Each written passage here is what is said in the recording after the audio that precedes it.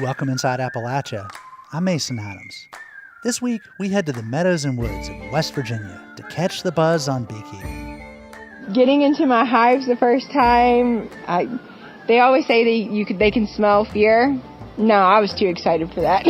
And it's been 5 years since Kentucky artist Lacy Hale designed her iconic No Hate In My Holler screenprint.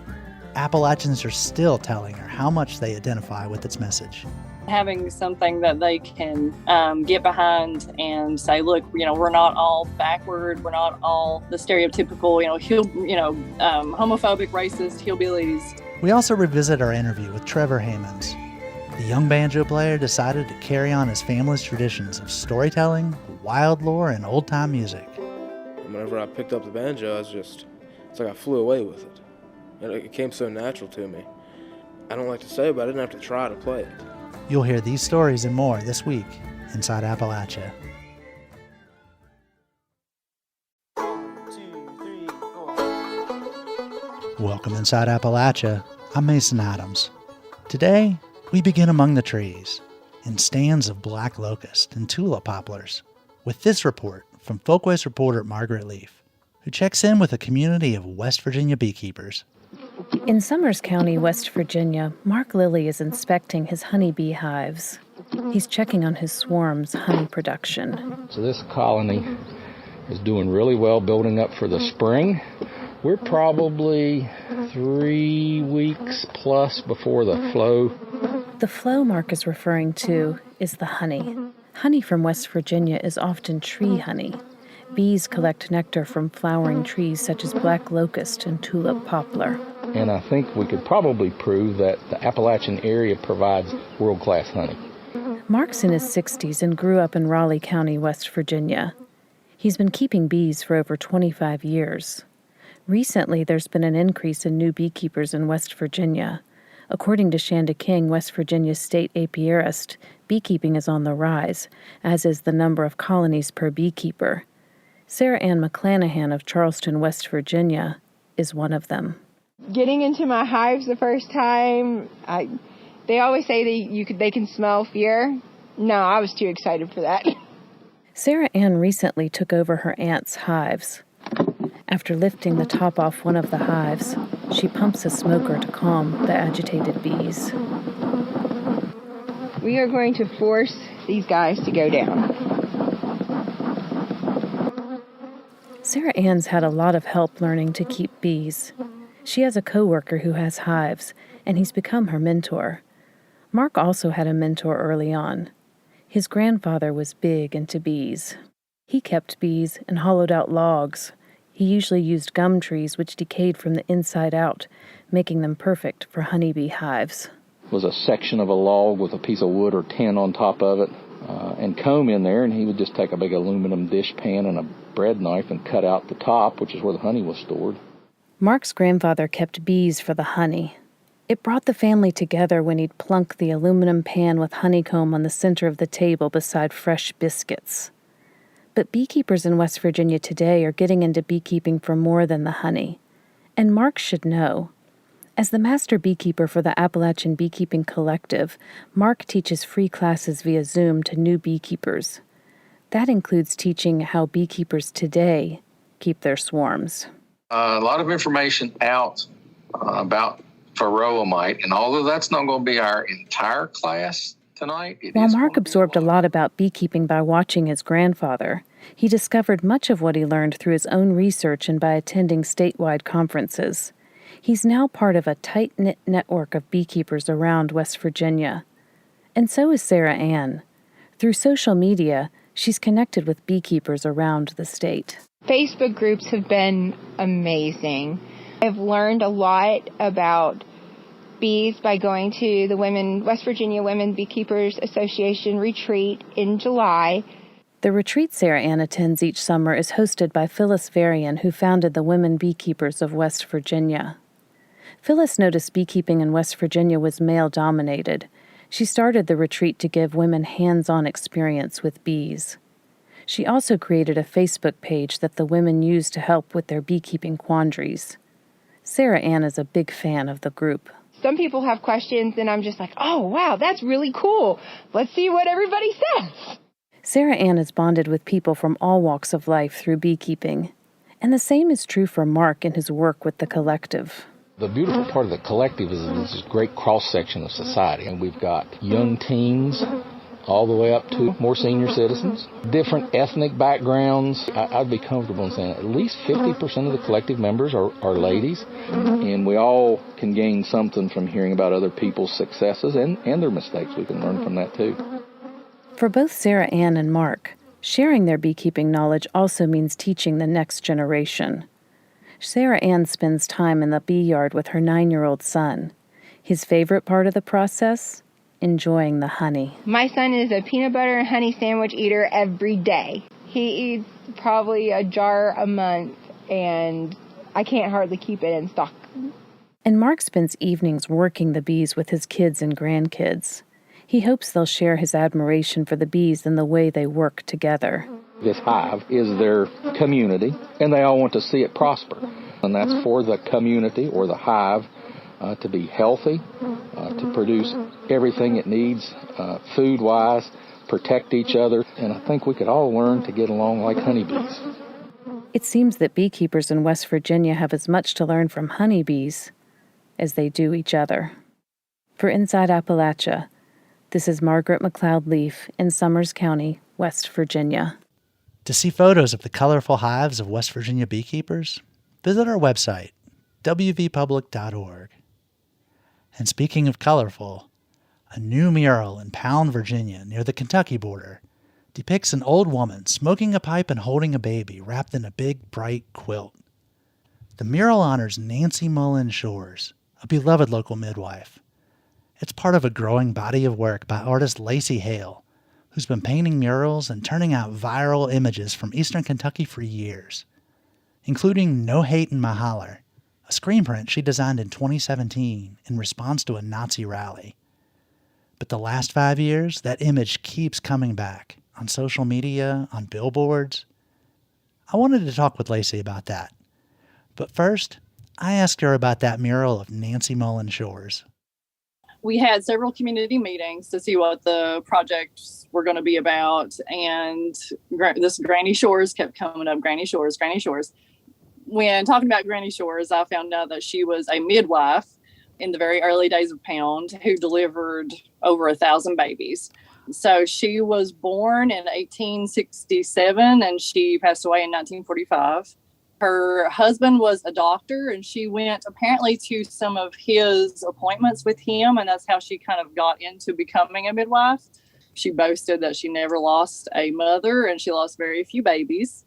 So basically everybody early on in Pound, Virginia was delivered by this woman, this Granny Shores.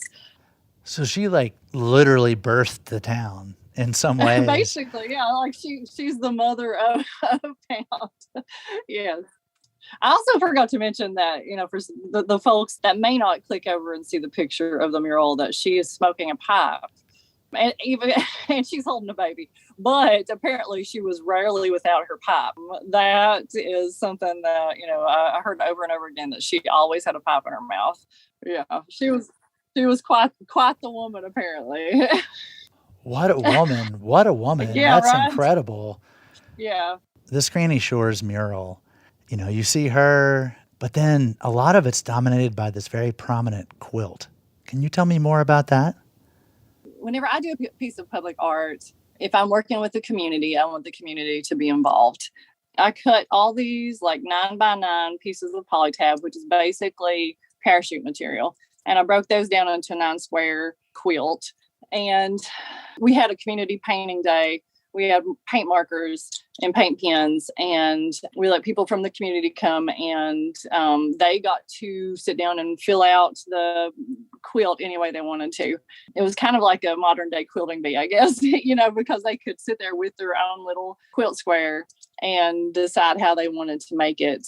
And then so there was younger people. I think we had a kid there that was probably 4 or 5 that did one, and it was more like a Jackson Pollock splatter type. He was just slinging this paint all over his quilt square. And then there was a younger person who did kind of an abstract. I mean, it was really cool to see what the community members came up with.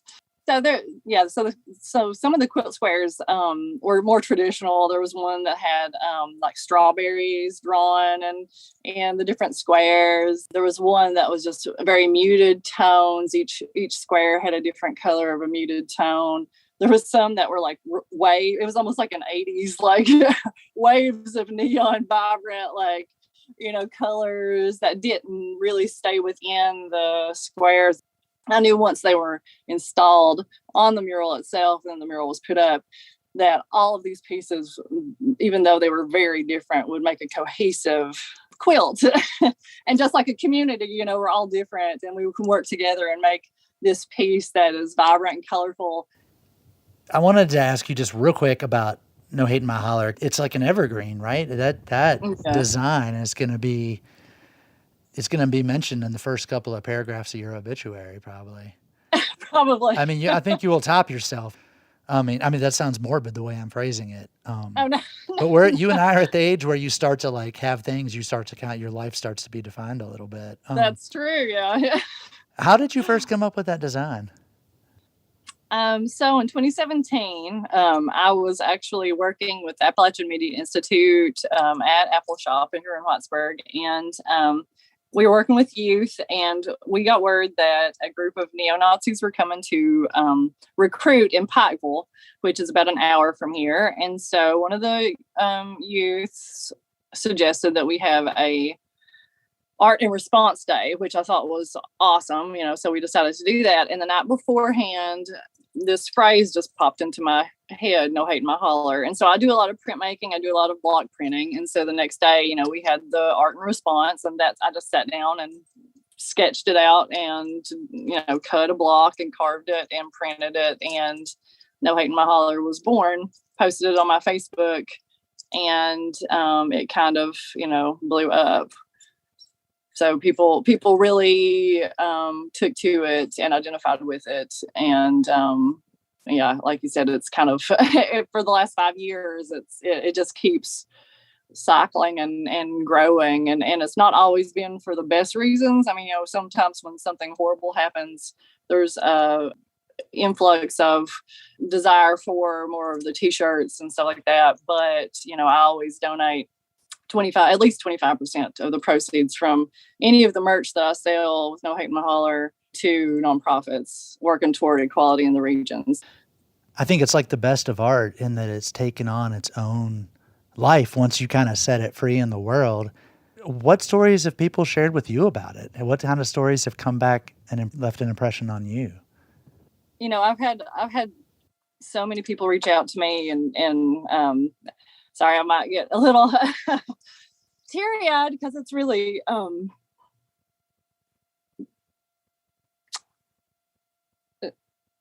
just some of the things that people have said that how important this has been to them, either growing up here, being from here, living here, and having something that they can get behind and say, look, we're not all backward, we're not all the stereotypical, homophobic, racist hillbillies.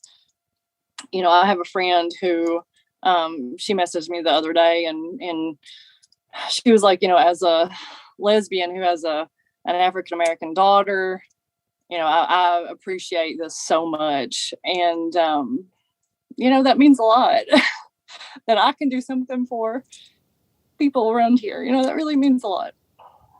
So this design's 5 years old now. What do you think it means today? Hopefully now we're at a point where this does not need to be said anymore. And there's always something new that happens that, okay, so, this does need to be said again or reiterated in some way. No Hate in My Holler is probably the piece of artwork that I've made that I'm most proud of. And it probably, if you want to know something about me, look at that piece and that should tell you all that you need to know. Wow. Yeah. What else did you want to say? I think that's it. I'm going to start crying again. Lacy Hale, thank you so much for speaking with us on Inside Appalachia. Thank you. That's Lacy Hale, Eastern Kentucky artist. You can see more of her work on lacyhale.com or check out her Granny Shores mural and No Hate in My Holler print on our website, wvpublic.org. West Virginia loves its monsters.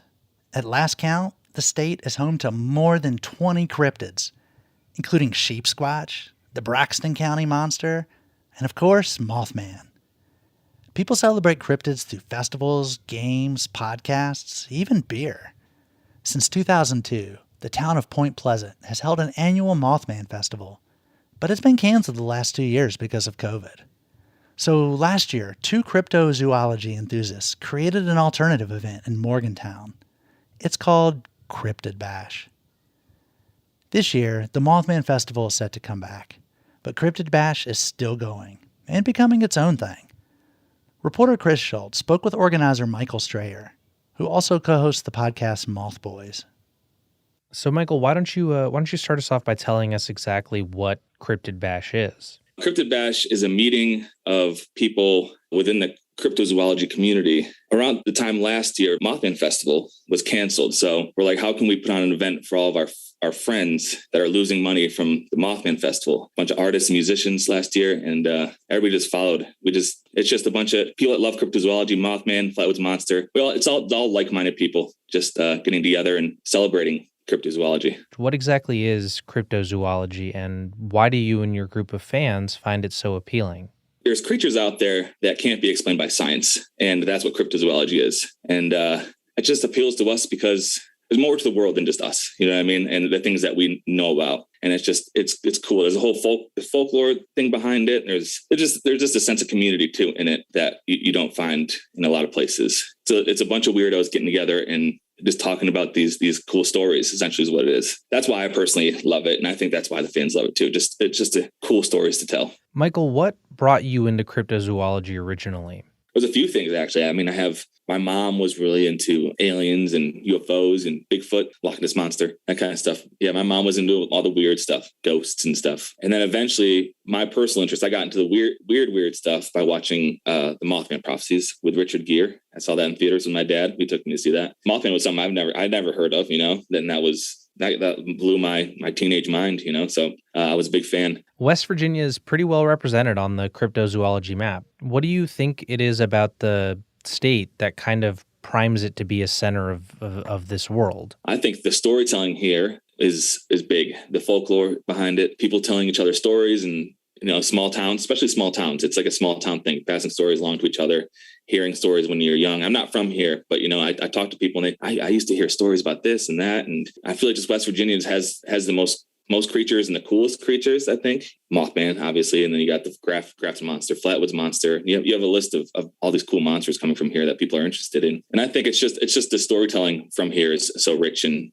some people say that West Virginia is a window area. That's just like an area where reality kind of bends, you know, and things can come in and out. Do you feel like you're adding to that folklore and that oral tradition? I hope so. I hope that we're doing that. We do it in kind of a silly way, a goofy way. We have a different way of telling stories. You know, a lot of podcasts and people that are telling these stories do it very seriously, and that's fine. That's great. We love it, but we come at it at an angle that's a little different. You know, that's a little. We try to a little fresher and we try to make it a little bit more funny. We try to laugh with it. You know, we try not to laugh at it too much, you know, but it's weird stuff, you know, and then sometimes you can get a laugh out of it. So I think we're adding this whole folklore thing to it because we're trying to get a younger crowd into it. We know there's a lot of serious podcasts out there and we love them, but we're trying to get a whole new generation in. People who are maybe on the fence about coming to a cryptozoology event, what would you tell them about Cryptid Bash? If you're not into cryptids, I mean, it's a good free event where you're gonna meet some really nice people that you can decide not to talk about cryptozoology with if you want to. You know, you can talk about anything with these people. And it's just some of the friendliest people I've ever met, and some just great artists and musicians and speakers. I just say the people are really great, and I think that's a reason enough to come just hang out for the day and see if you're into it. You know. That was Cryptid Bash organizer Michael Strayer speaking with WVPB's Chris Schultz about Cryptid Bash. The event's scheduled for Saturday, August 6th in Morgantown, West Virginia. Find out more at wvpublic.org. Coming up, we hear about motherhood behind bars. Like we're learning how to be not just be parents, but parents in prison. That's after the break. You're inside Appalachia. I'm Mason Adams.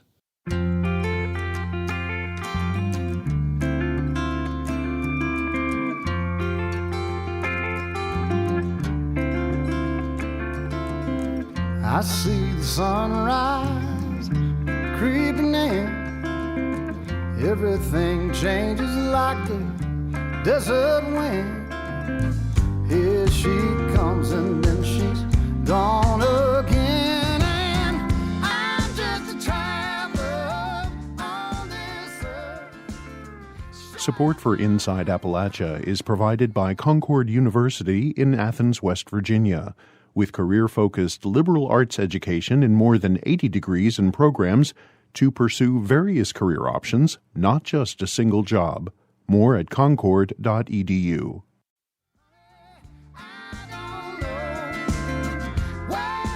Prison nursery programs allow incarcerated mothers to bond with their infants, but only 8 states have prison nursery programs. Caitlin Thorne with the Ohio Valley Resource visited a nursery program in an Ohio prison and brings us this story. She's the burping whisperer. A nursery inside of an Ohio prison is the only home that Axel Brodt has ever known. He was brought there as a newborn with his mother, Morgan Brodt, who vividly remembers feeling guilty that first day. I mean, there is that thought where you're like, man, like, this isn't right. Like, there's something in you where you're like, I hate that this is where you have to be brought home to. Brodt's guilt was eased in part by a warm reception within the nursery. I got greeted at the door by a bunch of women who helped me carry in like my stuff from the hospital and him, and they couldn't wait to see him. And they were all so excited to see him. Like it really felt like a welcoming home. That home is the Achieving Baby Care Success Program, a nursery within the Ohio Reformatory for Women that allows nonviolent offenders to keep their newborn babies with them during their incarceration. The nursery is in a separate building, away from the prison's general population. Ernest Behorn is a corrections officer at the prison.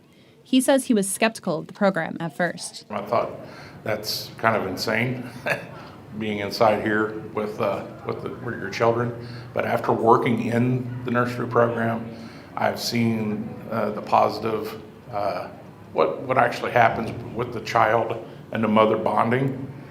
Some of the you can't replace that. Those who make it into the program are lucky. Currently, there are only 8 operational prison nurseries in the country. Most people who give birth while incarcerated are forced to give up their child. Dr. Ji-Sun Young, a researcher at Ohio University, says consistent interactions between mother and child help the infant's brain form. Not having that can lead to problems later in life. Depriving them opportunity can put the children at a high risk in terms of a healthy growth. Young says if an infant is passed from their mom to different family members or a foster care family, it can get mixed signals because of the different approaches to care. That confusing mixed messages gives infants that sense of insecurity. That means infants will end up feeling very nervous and anxious and probably have a high stress level. And postpartum mothers feel that trauma too when they don't get to bond with their babies. All right, any questions so far? Laura Pierce teaches parenting classes at the reformatory. They're gone 48 hours, some less, and they're back here, and all of a sudden it's like you're supposed to forget what just happened, but your body's gone, your hormones are all over the place. So there's a lot of grief, there's a lot of sadness there. Pierce has inmates from both the general population and the nursery program in her class. They focus on child development and how to interact with their children in a healthy way, which can be a struggle for parents in prison. It's a fight because they feel guilty, for one, they're here, but yet they want to help their kids. I've never come across one inmate that said, I want to be a bad mom. They all want to be a better mom. The moms in the program have the full responsibility of caring for the children and often help each other just as a family would. Axel Brodt will spend the first 18 months of his life inside the prison. His mother, Morgan, says it's a struggle, but it helps having the other moms with her. And to have that, with each other, it's a bond, you really, we're learning how to be, not just be parents, but parents in prison, and we're doing it together. For the Ohio Valley Resource, I'm Caitlin Thorne. On June 2nd, West Virginia Governor Jim Justice announced the state would cut back COVID-19 testing programs. Doctors and others in the medical community expressed concern that the next wave of COVID-19 would catch the state by surprise. But Chris Schultz reports that even with the highly infectious BA.5 variant, that hasn't been the case. The start of the COVID-19 pandemic in March of 2022 was a hectic time. That's how regional epidemiologist for Northeast West Virginia, Dr. Lucas Moore, remembers it. It was just baptism by fire. And at that point, we didn't have the vaccines, and it was really scary. It was all hands on deck. It didn't matter what your role was at the health department. We had a job to do. Moore is based out of the Monongalia County Health Department offices in Morgantown. He says that at its peak, the county's program would test 1,000 people on a single day. A lot of people came in and they wanted to know, I'm going to be around family, or just for personal awareness if they were positive or not. But there were a lot of people who were visibly ill. Data from the Department of Health and Human Resources COVID-19 dashboard shows that more than 25,000 individual tests were administered across the state on a single day during the pandemic's peaks in January 2021 and again in January 2022. At $25 per testing kit and at least another $70 for lab processing, that single day would have cost close to $2.4 million before factoring in labor costs. As Moore said, it was an all-hands-on-deck situation, and health departments still had to complete their other regular duties. Since then, things have changed significantly. Vaccines are readily available, and other mitigation processes, like quarantining and mask wearing, have become ubiquitous. The biggest change, however, is the availability of at-home testing. All of this drove a steep drop in engagement with community testing events. Moore says he and other public health officials always understood community testing had to end at some point, but Justice's announcement at the start of June still came as a surprise. Moore said calculating daily rates gave him and his community a clear path forward. Now, he's left with some doubts. First, at-home tests are antigen tests, which, while quick, are not as accurate as the PCR tests administered by health departments and doctors. Second, unless someone chooses to call into their local health department to report a positive test, which some do, there is no way for that data to reach epidemiologists. My concern, and I think this is a shared concern at our health department, is with home tests so prevalent, we're underreporting what our true infection rate is, our true how many cases per day. To be clear, PCR testing in West Virginia has not ended completely. Tests are still available at more select locations, like pharmacies and other healthcare providers. Dr. Abir Rahman is the Director of Epidemiology at the Huntington Health Department. He and his team secured grant funding to continue PCR testing, but he is realistic about diminishing data. It's been a while that we are not completely relying on the case numbers because we knew that we are not getting the whole scenario. Regardless, the numbers we are getting, it was somewhat proportional to the actual number. Even with reduced testing, Rahman says other tracking tools like wastewater management have allowed public health to keep track of COVID-19. He also points to the use of existing data from across the country and even the world that is used to extrapolate local levels. Almost exactly a month after the end of community testing in West Virginia, the opportunity to put these new tracking methods to a true test came in the form of the latest variant, BA.5. Despite reduced testing, Rahman said in an email that BA.5 and other variants had been monitored from the outset. He said that this allowed his team to stay informed, take preventative measures, and generally be prepared. As the pandemic has evolved, the goals of public health have evolved as well. These few things, in addition to some other things, obviously changed the whole environment. Initially, of course, the numbers were really important, and it is still now. But as the focus has changed, main focus is more towards preventing severe disease and preventing healthcare strain. Ultimately, community testing at the scale West Virginia was conducting was no longer an efficient way to address the virus. When you go from events that have hundreds of people down to less than 10, or in some cases, nobody showed up, they became a less efficient and effective way for us to get data that we need. Retired Major General James Hoyer is the director of the governor's Joint Interagency Task Force. Hoyer said the end of community testing signals a new phase in the pandemic, but is quick to clarify that we are very much still in it. I wish I could say that we were at the endemic phase right now, but I think Dr. Marsh and the rest of the team would say we're not sure we're quite there yet. Using all the tools available to them, Hoyer is confident the state can move forward without the large amounts of information community testing provided. But he says the most important tool of them all is one many West Virginians still haven't used, the COVID-19 vaccine. With a new type of vaccine set to be approved by the Centers for Disease Control and Prevention in the coming weeks, Hoyer and others are hopeful to see the state's vaccine uptake increase. Unlike existing vaccines from Johnson & Johnson or Moderna that use mRNA technology to immunize against COVID-19, the Novavax vaccine uses more traditional protein-based technology. The vaccine is not about keeping you from getting COVID.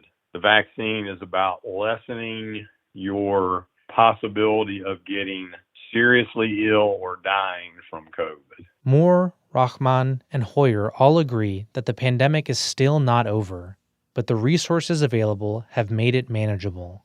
I mean, COVID, you think about the past 2+ years, has taken a lot of things from people. Live your life, take appropriate precautions, and you're going to have to roll with the punches. Public health, we're going to do our very best to keep the community safe, whatever that might be. For West Virginia Public Broadcasting, I'm Chris Schultz in Morgantown. In June, a natural gas company lost control of a gas well in Greene County, Pennsylvania. Residents have been waiting for test results to show whether it affected their drinking water.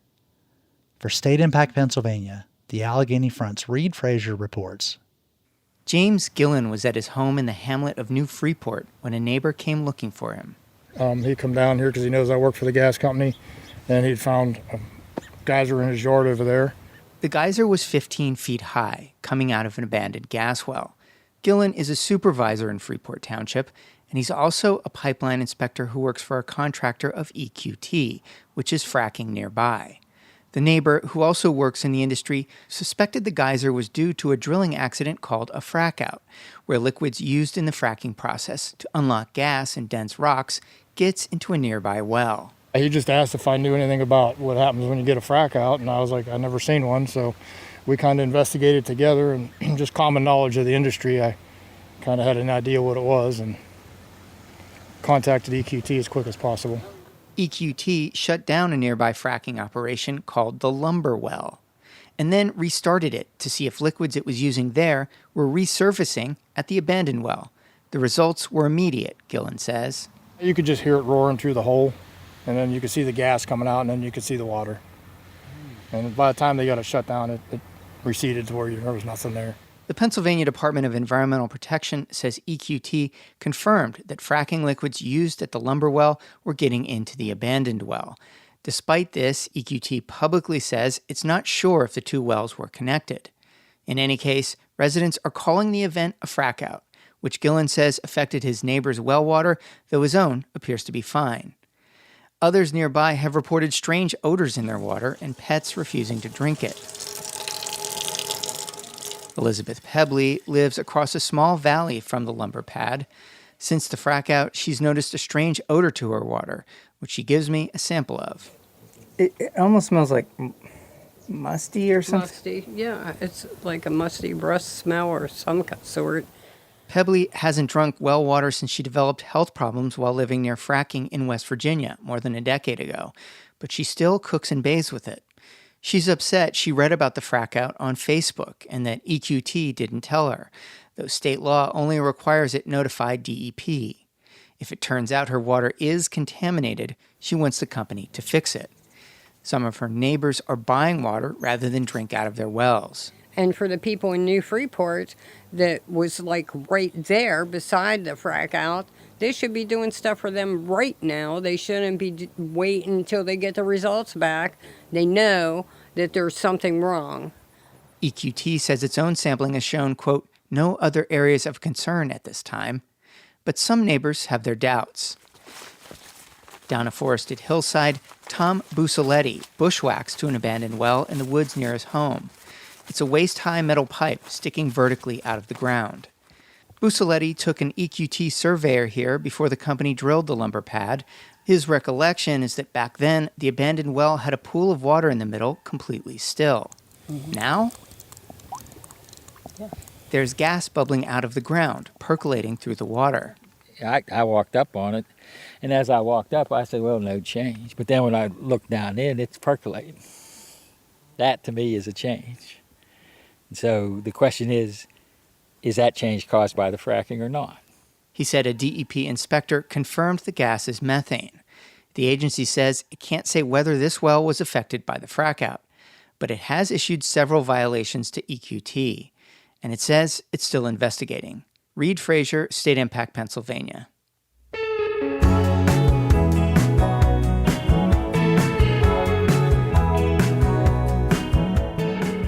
Appalachia is seeing more flooding. As we are making this week's show, central Appalachia was slammed with extreme rain and flooding in eastern Kentucky and southwest Virginia.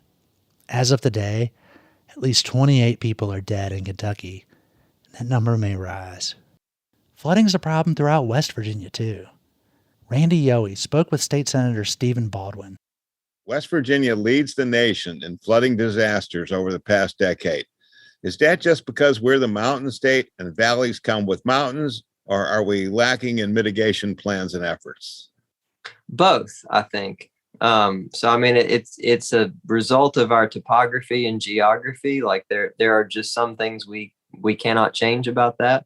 But I think we can do a better job of planning and mitigating through our infrastructure. And that's the point of all these projects, rebuilding homes, elevating them, tearing down structures that were in the floodplain or in the floodway, and then, allowing folks to rebuild in a place that isn't.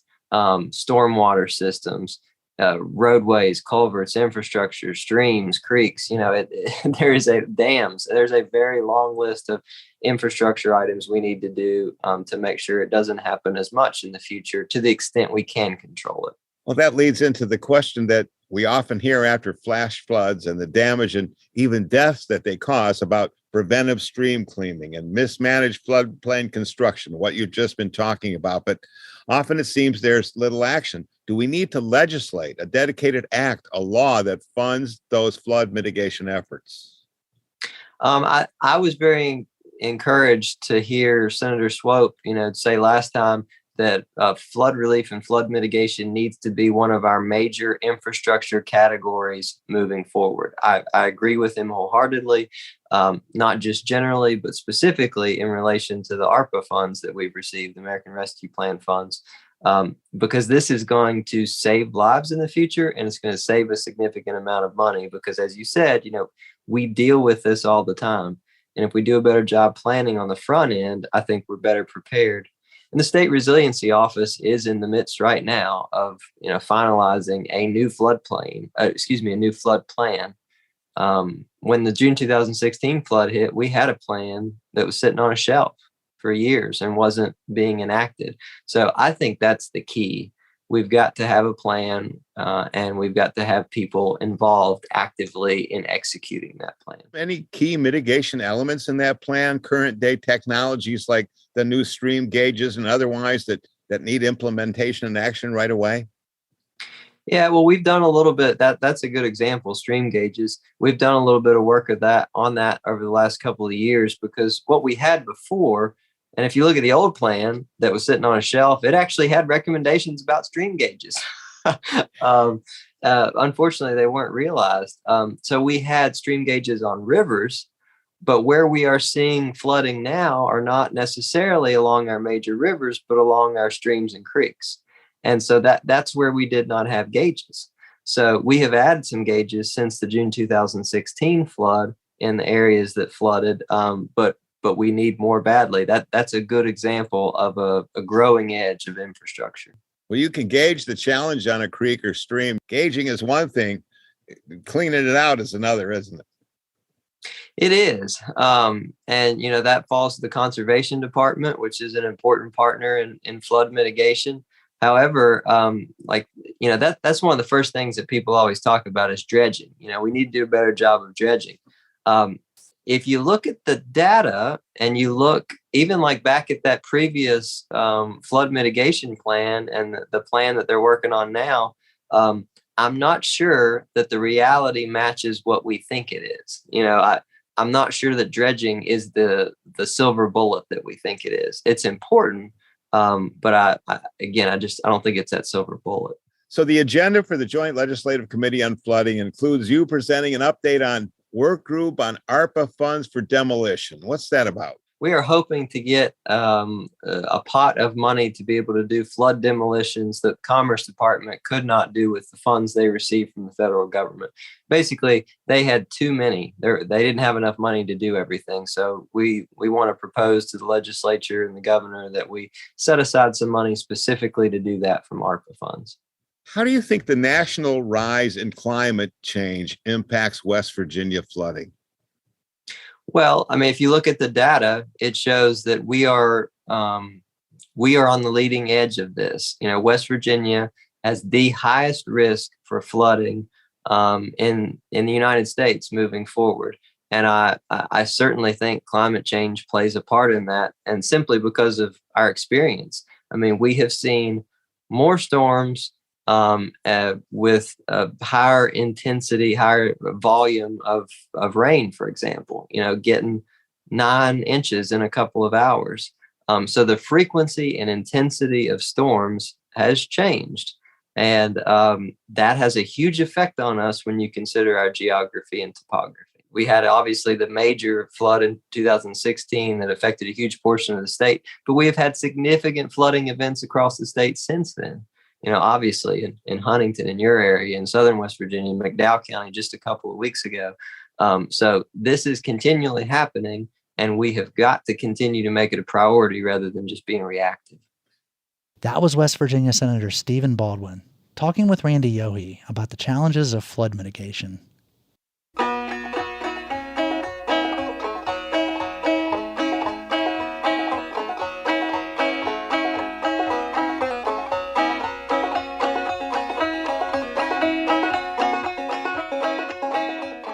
In the 1800s, the Hammons family moved from Kentucky to what would become Pocahontas and Randolph counties in West Virginia. Generations later, the family is known for storytelling and music, including through historic recordings at the Library of Congress. In 2020, members of the family were inducted into the West Virginia Music Hall of Fame. Trevor Hammons is the great-grandson of one of the inductees, Lacy Hale. Now, Trevor never met his great-grandfather or any of the other inductees, but their old-time music and love of the mountains live on in his determination to carry their legacy forward. We revisit this story from 2020 by Folkways reporter Heather Nide. This is Abe's Retreat. I learned this kind of from Dwight Dillard.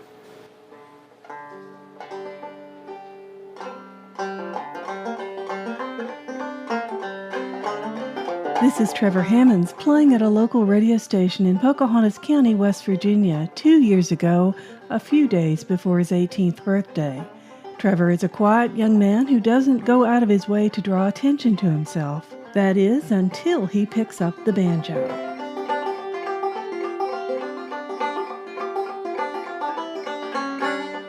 At festivals and competitions, his style of banjo picking draws crowds and wins awards.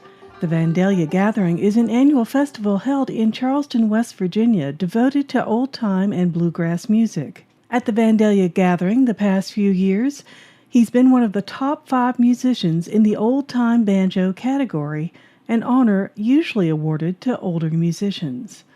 Trevor says he tries to preserve his family's style of music by using the same old-time Appalachian style of fingerpicking on the banjo that was used by his great-grandfather Lacy Hammons and by Sherman Hammons. It's a style of fingerpicking similar to clawhammer that uses the thumb and tips of the fingers to play the strings in a downward motion.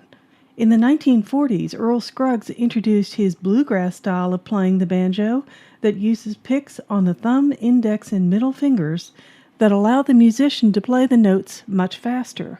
Trevor says he uses his family's specific clawhammer technique because he wants to see his family's unique style of music continue to be played and appreciated. He had a really light touch, and when I'm playing his tunes, I like to use a really light touch to make sure that it's exactly the same. I try to get it, to my ear how it would sound exactly like he would.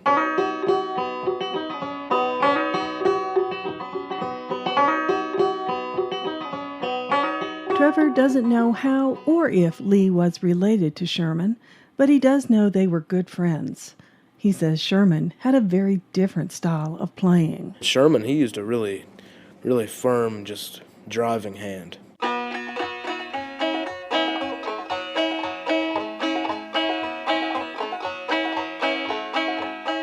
they had the ability to control how it sounded because they understood it, just like I do. You had to figure that stuff out. It's really hard. He first heard Lee playing the banjo when he was 7 or 8 years old. The music was from a recording done by local musician Dwight Diller and included old-time tunes such as Callaway, Soldier's Joy, and Pretty Polly.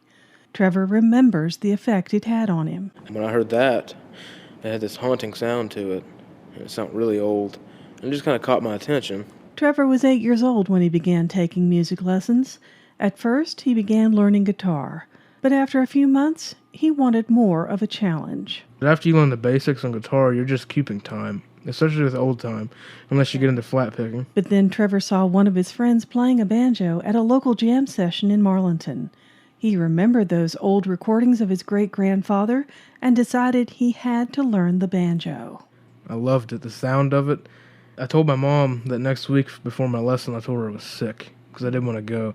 I wanted to play the banjo. His teacher, Pam Lund, saw through the ruse and said she would let him try her banjo if he came to the lesson. From the very first note, Trevor said playing the banjo came easily to him. Whenever I picked up the banjo, it's like I flew away with it. And it came so natural to me. I don't like to say, but I didn't have to try to play it.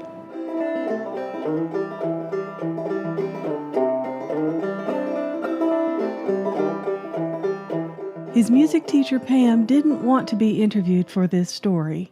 She prefers to have the spotlight on Trevor, as she does with all her students. But Trevor's musical education would probably not have happened if not for her. When she moved to Pocahontas County in the 1970s, Pam learned the songs of the Hammons family from other musicians who'd played with Lee and Sherman. She, in turn, taught the music to her young students, including Trevor. Pam, if it wasn't for her, I don't think I appreciate anybody more in this world than her, because I wouldn't have anything if it wasn't for her. Through Trevor, Pam has ensured that the legacy of the Hammons music will continue within the Hammons family.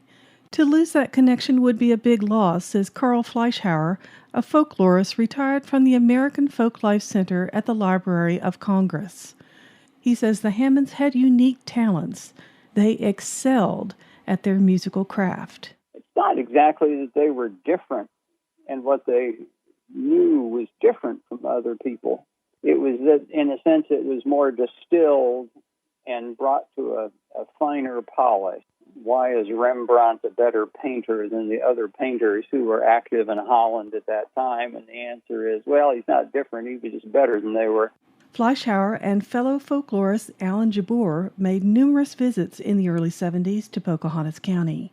They came to watch the Hammons family play music. They asked for their permission to record them so they could preserve their songs. In 1973, they compiled these recordings into a double album recording for the Library of Congress. Today, it's considered the comprehensive album of the family's musical legacy. Fleischhauer says there was so much more to the Hammonds than just their music.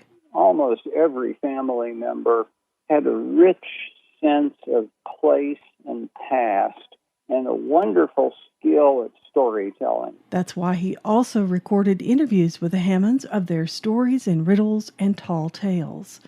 Here's a clip of Maggie Hammons saying a riddle for a common summertime plant. Well, it's white as snow and snow it ain't, and it's green as grass and grass it ain't, and it's red as blood and blood it ain't, and it's black as ink and ink it ain't. Did you figure it out? She's talking about the blackberry bush. When it blooms, it has a white flower. Then when the berries form, they're green at first, then they turn red, and finally black when they're ripe. It really was a kind of immersion experience to visit those family members. Trevor grew up listening to stories about how they lived from his dad and from uncles, aunts, and cousins. Some of the Hammonds, like Sherman and Maggie, stayed close to home and lived off the land, while others, like Lee, had to leave home to find work to support a growing family. He didn't play music for over 50 years. He left and went to work. He worked so many different places, logging, a duck farm, just anything he could to help his family. He left. And he came back. He picked the banjo up and he could still play it. I mean, he quit playing music for so long, but it was for a good reason.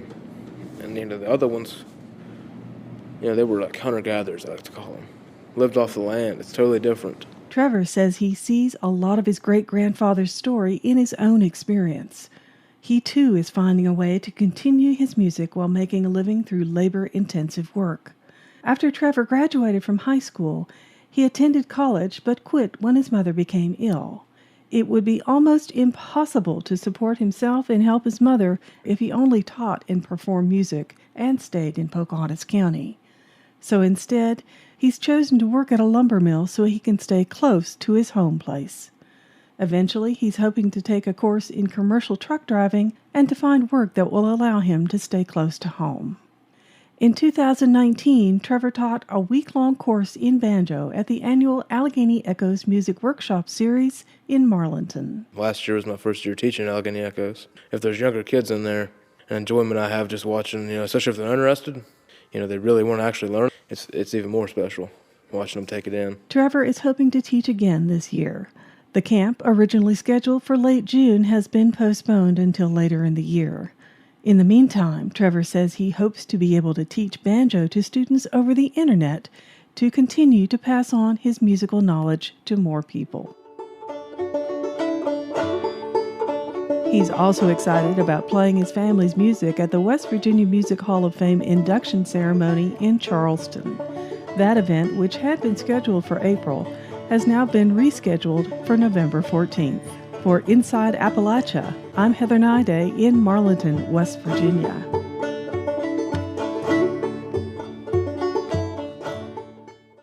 Live music is rebounding since pandemic restrictions were lifted. In July, the Hammons family hosted its first family fiddle and banjo contest in world-class jam in Pocahontas County. And as we're recording, my corner of Appalachia is receiving an influx of thousands of people for Floyd Fest. And the Appalachian String Band Festival returned at Camp Washington Carver near the New River Gorge in Fayetteville. We hope you're getting to enjoy music this summer too. Tell us about it by writing to Inside Appalachia at wvpublic.org. Or find us on Facebook at West Virginia Public Broadcasting or on Instagram at WVPublic.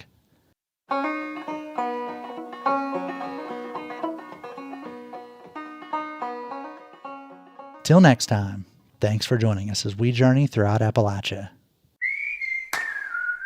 Our theme music is by Matt Jackford. Other music this week is by Long Point String Band, Ona, Chris Stapleton, and the Hammons family. Bill Lynch is our producer. Alex Runyon is our associate producer. Our executive producer is Eric Douglas. Kelly Libby is our editor. Our audio mixer is Patrick Stevens. Xander Alloy also helped produce this episode. You can find us on Twitter at InAppalachia. You can also send us an email to insideappalachia@wvpublic.org. Visit wvpublic.org/InsideAppalachia to subscribe or stream all of our stories. Or look for Inside Appalachia on your favorite podcast app. Inside Appalachia is a production of West Virginia Public Broadcasting.